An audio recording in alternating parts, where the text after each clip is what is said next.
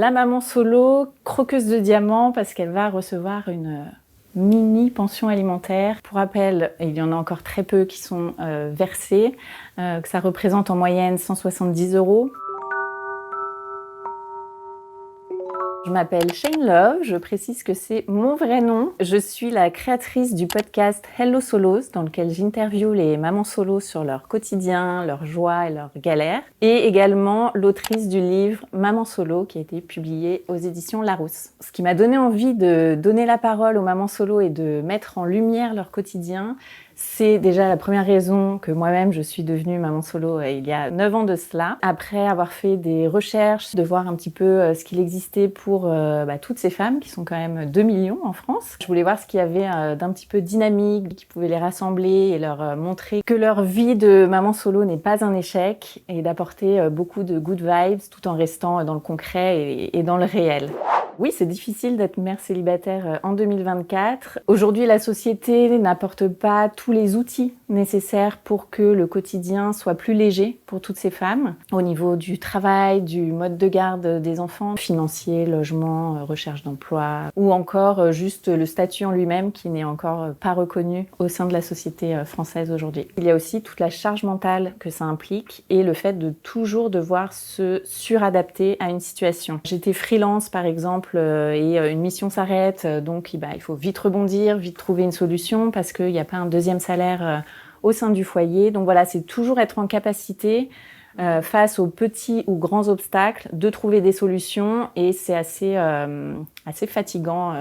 Oui, il y a un sentiment de solitude qui peut être très présent. C'est pas le cas pour toutes. Encore une fois, au sein de la société, on fait porter ce poids-là aux mamans solo. Le poids de la culpabilité va être du fait qu'elles ne sont pas la famille parfaite avec le papa, la maman, les 2 enfants, le pavillon, le chien. On a toutes été biberonnées aux contes de fées. Ils vécurent heureux et eurent beaucoup d'enfants sans jamais connaître la suite. C'est pas une suite qu'on nous raconte depuis toujours. C'est une suite qui n'existe pas forcément encore et qui n'est pas mise en valeur. Donc il peut y avoir cette culpabilité de ne pas avoir le schéma familial traditionnel. Et ensuite, par rapport à la solitude, là aussi, il y a plusieurs cas de figure. Donc certaines, par rapport à l'amour, vont vouloir revivre un conte de fées assez rapidement. On n'a pas toujours la possibilité de faire des rencontres, donc la solitude en tant que femme peut être pesante. Ensuite, il y a la solitude tout simplement. Je me souviens quand mon fils était bébé que je passais parfois des longs week-ends seule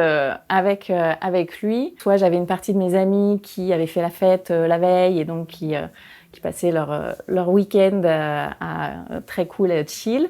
Ou alors d'autres amis qui avaient des enfants aussi, mais qui passaient de fait leur week-end en famille. À ce moment-là, je me disais juste que parfois le temps peut être très long. On est folle amoureuse de nos bébés, il n'y a pas de souci, mais on est quand même en décalage. On est et célibataire et mère. L'un des statuts empiète parfois plus sur l'autre. Après, ça dépend si la maman solo est entourée. Trouver des manières de rester connectée socialement à ses amis.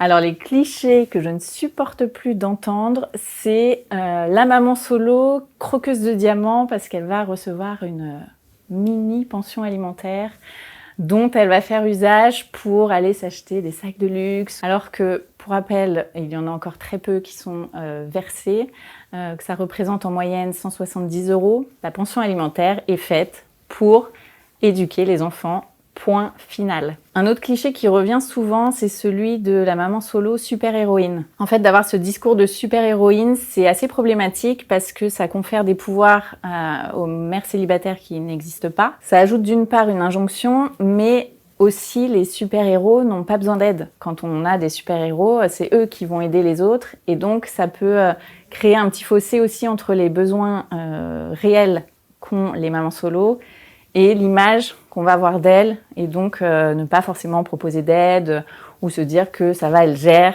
ce sont des super-héroïnes, donc on n'a rien à faire.